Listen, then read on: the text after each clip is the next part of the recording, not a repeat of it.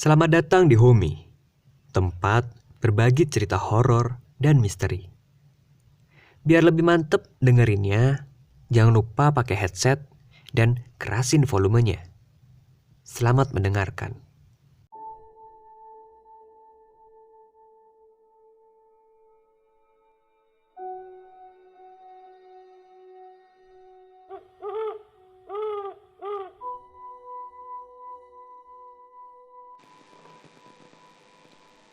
Assalamualaikum warahmatullahi wabarakatuh. Selamat pagi, selamat siang, selamat sore, dan selamat malam. Kembali lagi channel Homi, Horror Misteri, tempat berbagi cerita horor dan misteri.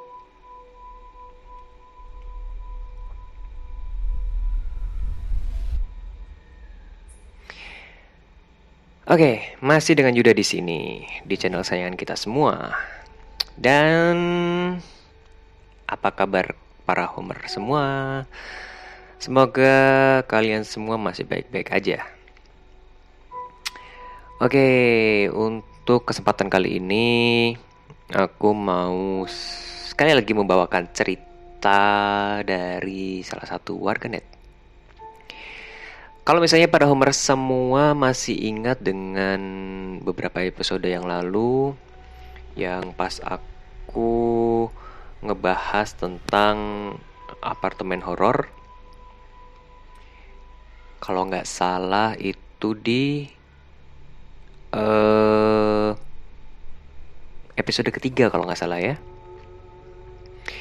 Nah, untuk episode kali ini aku ngebahas soal lanjutan dari cerita Steffi tentang apartemen horornya itu. Ceritanya kayak gimana? Biar nggak penasaran, langsung aja kita bacakan ceritanya. Selamat mendengarkan.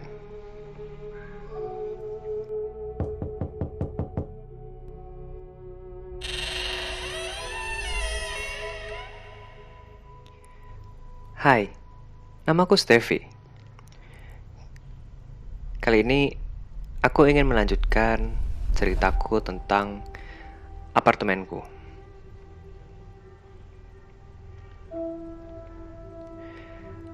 Dengan seiring berjalannya waktu, gak kerasa, kehidupan mencekamku di apartemen sudah berjalan 9 bulan. Tinggal 3 bulan tersisa yang harus aku tempuh dengan sabar untuk segera pergi dari apartemen ini. Dan ini membuatku sangat tertekan. Harusnya rumah itu menjadi saranaku untuk merilekskan pikiran dan badanku dari penatnya pekerjaan. Tapi ini malah kebalikannya.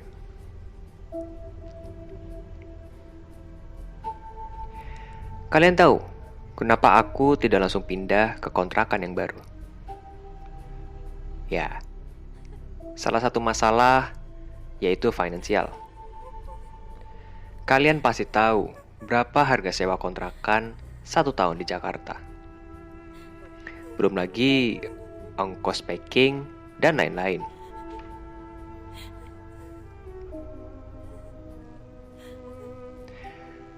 Sejak peristiwa di kolam renang dan di taman ujung lantai, aku masih syok.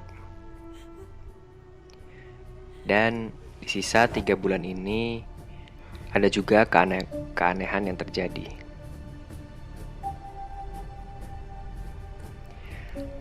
Aku punya sahabat di tempat kerjaku.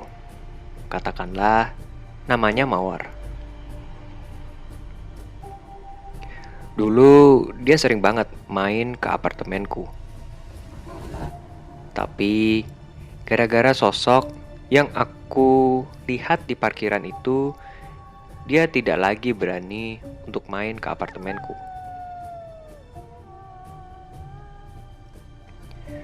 Ceritanya waktu itu dia kemalaman dan posisinya waktu itu lagi hujan.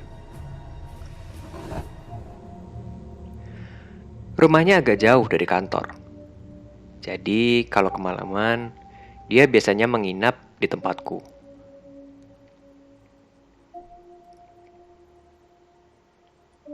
Nah, waktu itu dia ngechat mau numpang untuk menginap di apartemenku.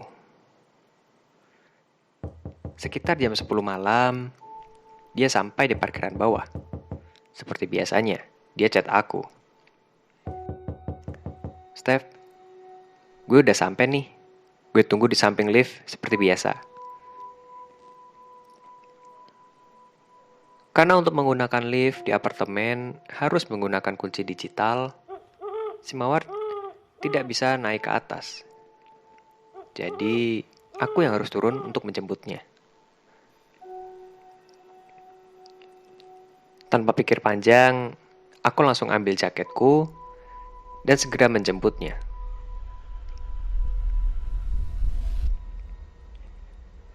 Tapi saat aku sedang antri menunggu lift, HP-ku berbunyi. Itu chat dari Mawar.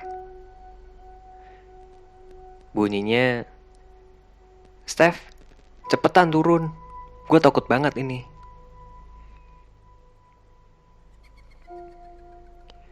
Langsung aku kaget. Kenapa si Mawar chat begini? Pikiranku udah kemana-mana. Antara takut dan bingung. Aku balas lagi chatnya. Kamu kenapa? Kok masih di situ kan?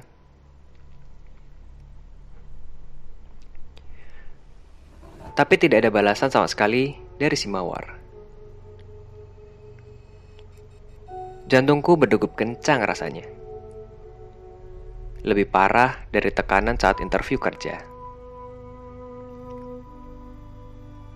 Akhirnya pintu lift terbuka, dan aku langsung masuk menuju parkiran motor tempat si Mawar menunggu. Kebetulan, di dalam lift ada satu mas-mas dari lantai atas yang sedang menuju parkiran juga. Aku merasa agak tenang. Aku coba lagi hubungi si Mawar. Aku chat lagi dia, tapi tidak dibalas. Aku telepon akhirnya. Tapi tetap tidak diangkat. Dalam hatiku, aku berpikir, kenapa sih nih si Mawar? Kok teleponku tidak diangkat?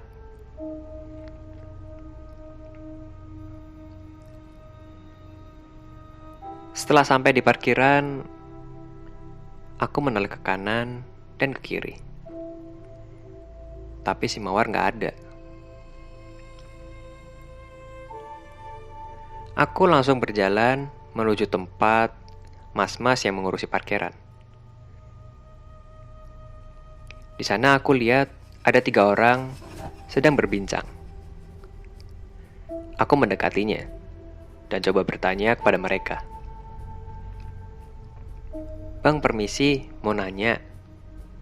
Kalian lihat cewek nggak yang tadi nunggu di dekat lift? Mereka langsung memandangiku, seolah-olah seperti antara ragu dan takut untuk memberitahukanku tentang sesuatu. Akhirnya salah satu dari mereka bilang padaku, Mbak yang nunggu tadi di dekat lift itu tadi sih ada. Terus dia mungkin lagi di depan, Mbak. Soalnya tadi dia buru-buru banget jalannya. Aku balas dengan ucapan, "Oh, terima kasih ya, Bang." Tapi aku ragu dengan nada bicara si abang itu. Seperti ada hal yang disembunyikan.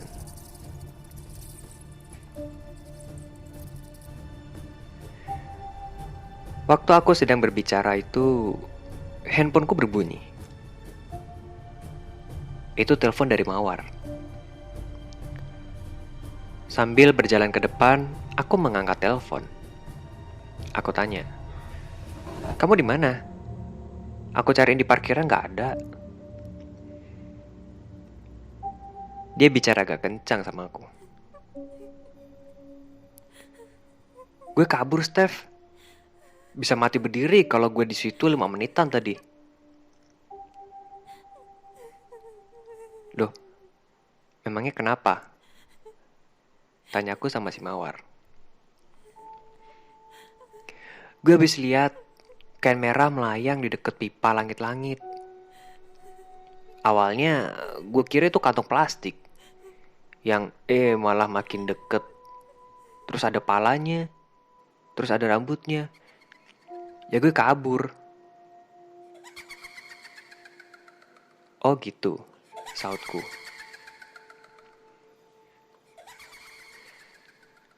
Lalu si Mawar membalas lagi omonganku. "Lo kagak percaya omongan gue, Steph? Ini beneran loh."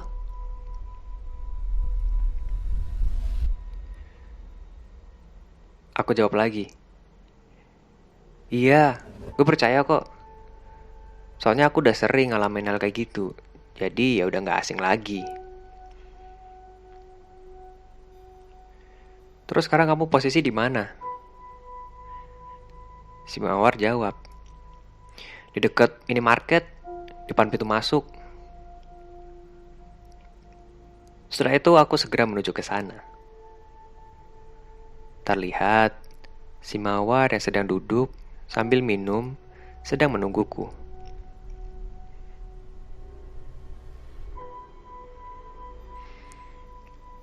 Setelah itu, kami segera menuju ke atas bersama-sama.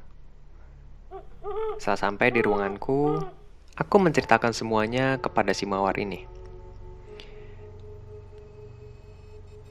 Dan setelah aku menjelaskan semuanya kepada si Mawar, dia nanya, "Kenapa lu kagak pindah, Steph? Betah amat lu di sini." Aku jawab, "Duit nenek moyang lu buat hidup aja susah, apalagi pindah kontrakan baru. Lagian masih ada 3 bulan lagi. Habis itu baru pindah. Dan gue gak mau perpanjang lagi di apartemen." Si Mawar bilang, "Gue kapok, Steph, kalau datang malam-malam lagi ke sini. Serem amat tempat tinggal lu."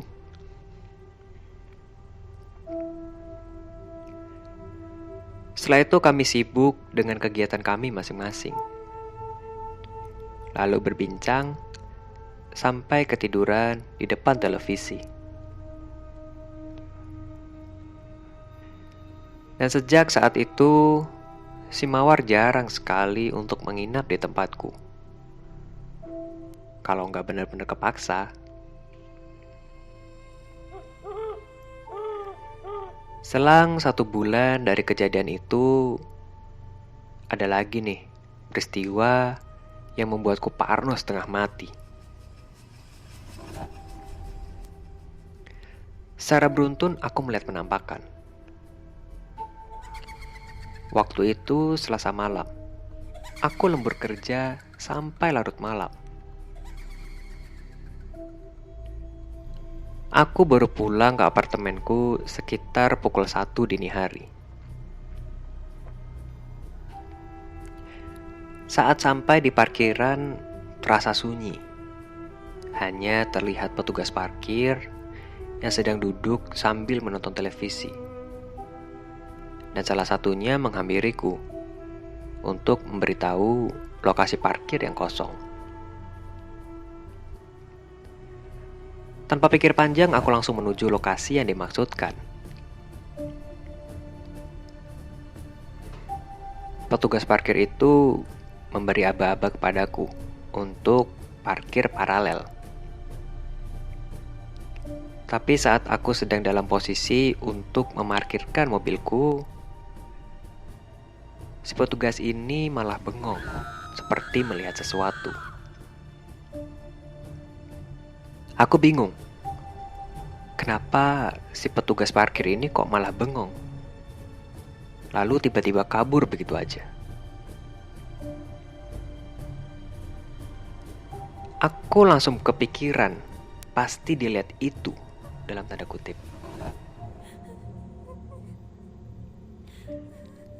Aku melihat kaca spion kiri dan kanan. Kosong, tidak ada apapun di belakang. Karena aku juga takut, aku gas lagi mobilku. Dan tidak jadi parkir. Aku langsung menuju ke depan tempat pos satpam. Terlihat petugas parkir itu duduk lemas dan syok. Aku turun dari mobilku dan bertanya, "Bang, kok kabur? Saya kan jadi takut sendirian dan gak jadi parkir di situ." Dia hanya bisa bilang, "Maaf mbak, saya benar-benar takut. Tolong jangan dikomplain ya sama si bos."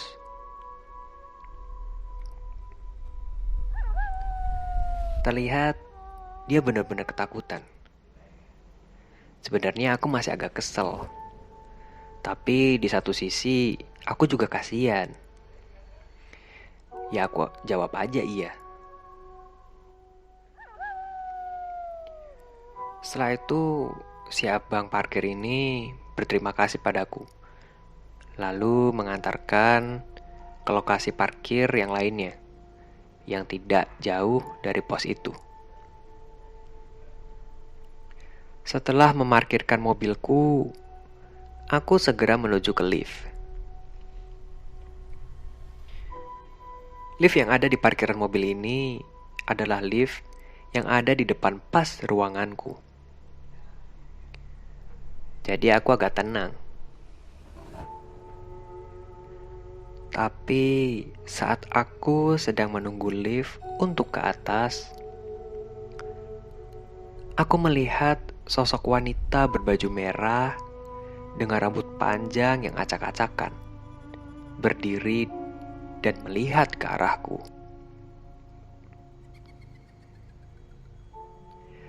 Jarakku dengan sosok itu mungkin sekitar 10 meter. Tapi dia melihat ke arahku. Benar-benar menakutkan.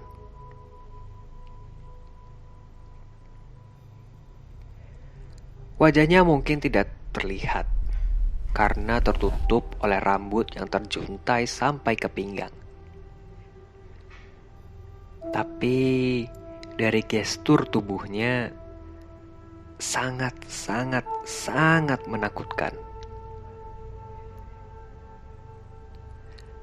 Aku bingung harus gimana. Mau teriak, gak ada orang. Mau lari keluar, tapi aku harus melewati sosok tersebut. Sementara pintu lift belum terbuka sama sekali. Aku pencet-pencet terus tombol liftnya supaya cepat terbuka. Karena aku benar-benar takut. Sembari memencet-mencet tombol lift, aku nengok ke arah sosok tersebut. Dia masih terdiam sambil menatapku. Pengen nangis rasanya.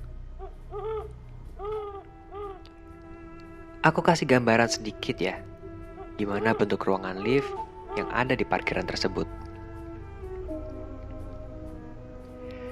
Lift di parkiran itu ada semacam beranda kecil seukuran kurang lebih 5x2 meter berbentuk kaca. Dan kalau mau masuk harus memakai kunci digital.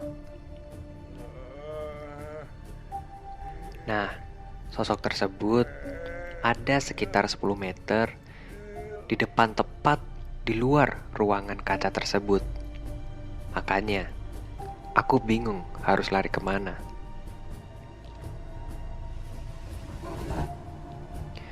Balik lagi ke ceritanya. Akhirnya pintu lift terbuka. Setelah sekian lama aku memencet tombolnya. Aku segera masuk dan memencet tombol tutup. Aku agak sedikit-sedikit melirik ke arah depan tempat sosok tersebut berdiri. Dia masih tetap di situ sampai pintu lift tertutup. Seluruh badanku bergetar. Badanku kaku, serasa mati kutu. Ingin cepat-cepat sampai ke ruanganku. Dan akhirnya aku sudah sampai ke ruanganku. Aku segera masuk dan langsung rebahan di kasurku. Tempat yang aku rasa paling aman di dunia ini. Aku malas mau ngapain. Badanku pegal dan rasa kantuk ini tidak tertahankan. Tiba-tiba semuanya menjadi gelap secara perlahan. Lalu aku merasa HP-ku berbunyi. Dan ternyata itu adalah telepon dari manajerku.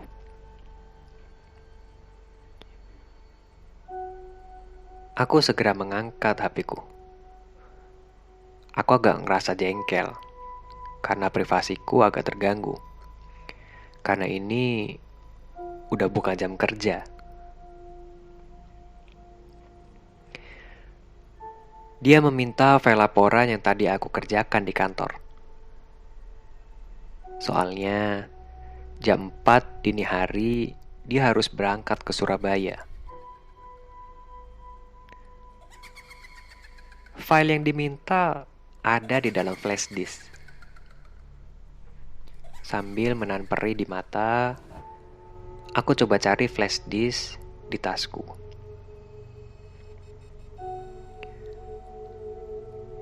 Aku melihat ke arah jam dinding.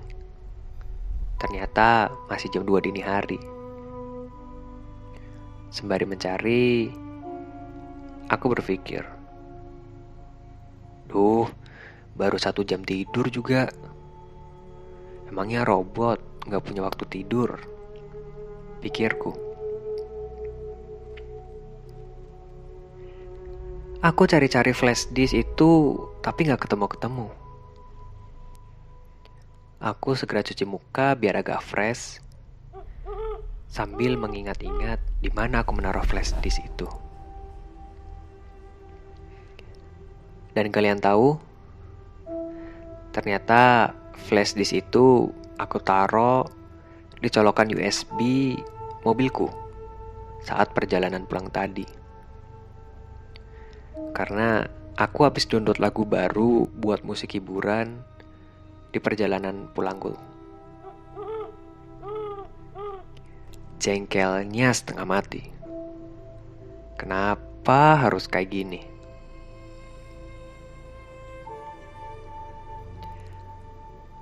Aku teringat lagi kejadian tadi yang menimpa aku. Apakah aku harus ke bawah lagi? Tapi ini juga penting sih. Duh, bingungnya setengah mati. Galau banget rasanya.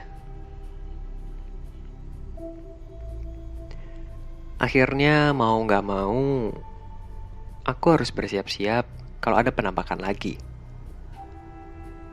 Aku ganti baju dan ambil jaket. Bersiap-siap untuk turun ke bawah dan berharap tidak ada sesuatu yang terjadi lagi. Setelah itu aku turun ke bawah, menuju parkiran. Saat sampai di parkiran, begitu lift terbuka, aku merasa seperti memasuki rumah hantu.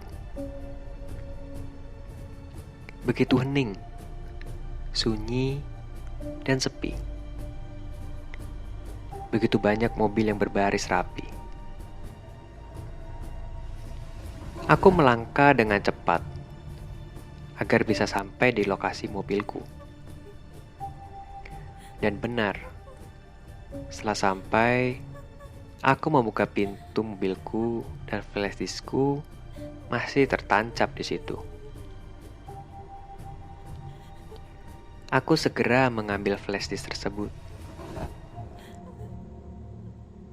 Saat aku berpikir mau balik, aku ingat aku belum membeli pembalut.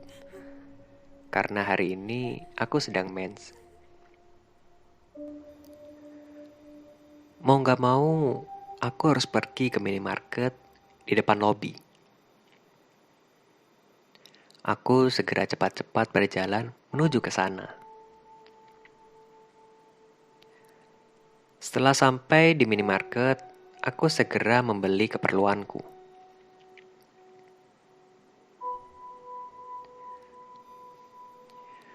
Setelah berbelanja keperluanku, aku segera menuju lift yang berada di tengah food court. Karena itu adalah lift terdekat yang biasa aku tempuh dari sini.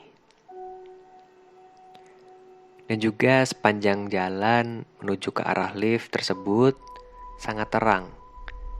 Jadi aku agak lega. Aku segera berjalan dengan cepat menuju ke sana. Dan di tengah-tengah perjalanan, saat mau sampai di tikungan yang menuju ke arah lift, lampu di bagian itu agak redup, beda dengan lampu penerangan yang lainnya. Aku pikir mungkin itu tertutup oleh tiang atau daun pohon palem yang menjuntai. Saat aku tiba di tikungan tersebut, betapa kagetnya aku. Karena melihat sosok putih terbungkus kain berdiri di antara sela-sela pohon palem. Benar-benar sangat jelas kalau itu adalah pocong. Aku sampai merinding menceritakannya kali ini. Benar-benar sangat jelas. Dan jaraknya 2,5 meter di depanku. Badanku kaku. Mau teriak, suaraku gak bisa keluar. Mau lari pun, badanku terasa kaku. Benar-benar seperti membeku. Wajahnya seperti orang yang sudah sangat tua. Pucat. Banyak keriput di mana-mana. Seperti tinggal tulang dan kulit. Mataku gak bisa lepas fokus dari wajahnya. Aku bingung harus gimana. Sekitar 30-an detik mungkin. Aku terdiam sambil menatapnya.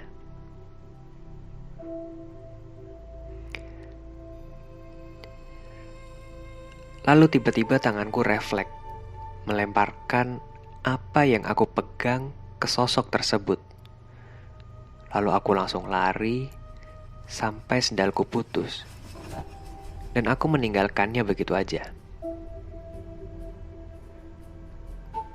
Aku udah gak peduli dengan apapun.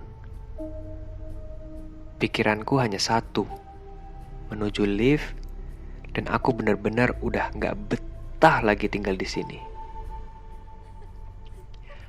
Aku harus segera pindah dari sini. Ini bukan tempat hunian manusia, pikirku. Setelah sampai di lantai 15, aku segera berlari menuju ruanganku, membuka pintu, dan segera masuk dan menguncinya rapat-rapat. Aku menaruh sisa barang-barang yang aku pegang dan segera mengambil air minum untuk menenangkan diri. Masih agak bergetar seluruh badanku. Setelah minum air, aku duduk dan berpikir, mungkin aku harus segera pindah dari sini. aku udah gak betah lagi. Walaupun masih tersisa 2 bulan lebih. Aku menutup mataku dengan handuk yang udah aku basahi dengan air hangat, sambil tiduran di kursi. Dan semuanya menjadi gelap, sampai HP-ku yang ada dalam dompetku berbunyi.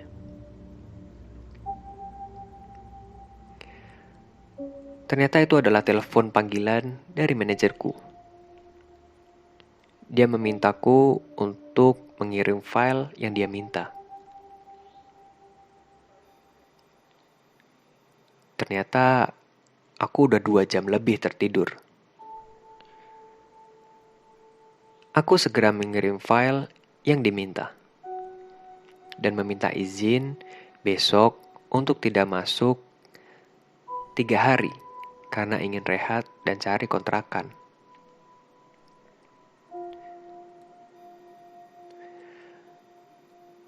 Dan setelah 2 hari berlalu, setelah kejadian itu, aku akhirnya bisa meninggalkan apartemen itu dan pindah ke kontrakan yang lebih aman, nyaman, dan tentram.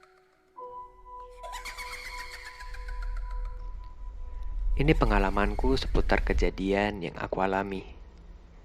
Semoga bisa jadi pembelajaran buat kalian untuk pandai-pandai dalam memilih tempat tinggal. Terima kasih.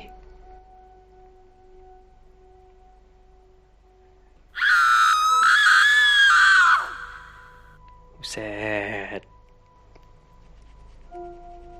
Cakep itu ceritanya tuh.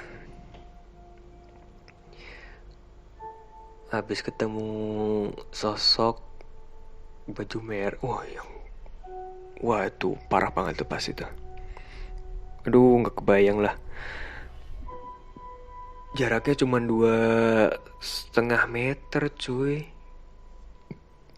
Tatap-tatapan sama pocong. Gimana coba itu rasanya? Enggak, kalau misalnya gak siap, udah pasti. Udah, iya bener pasti kaku badan kan. Wah tapi nih buat Steffi jago nih. Bisa sampai 9 bulan loh dia loh. Tah nih. Wah, cus lah. Ngeri. Aku nih ngebacanya bener-bener nggak tahu nih. Aku yang dari cerita sebelumnya pun, yang di episode sebelumnya aku cerita soal apartemen horornya juga nggak tahu, kayak auranya pas ngebaca tuh beda ya, rasanya tuh kayak kebawa ke ceritanya, bener-bener jadi kayak apa ya, kayak bener-bener ngebayangin situasinya gitu. Jadi yang cerita aja capek, apalagi yang ngalamin coba. Mana yang tadi apa dia cerita ini benar-benar merinding nih. Aku ngebacain ulangnya yang benar-benar merinding nih. Luar biasa sih. Oke. Mungkin segitu dulu buat cerita di episode kali ini. Terima kasih buat ceritanya dari Steffi yang benar-benar benar-benar luar biasa lah pengalamannya, epic. Oke, buat teman-teman semua, para homers di luar sana yang mungkin pengen berbagi cerita pengalaman mistisnya atau pengalaman horornya, bisa dengan via email, kirim ceritanya via email ke yuda.heryanto22@gmail.com, atau bisa juga dengan DM ke Instagram yuda_Hery, YUDHA_HERY. Atau bisa juga kalau misalnya males email atau ke DM, bisa juga langsung kirim ceritanya di kolom komentar. Oke, kalau gitu sekian dulu. Wassalamualaikum warahmatullahi wabarakatuh.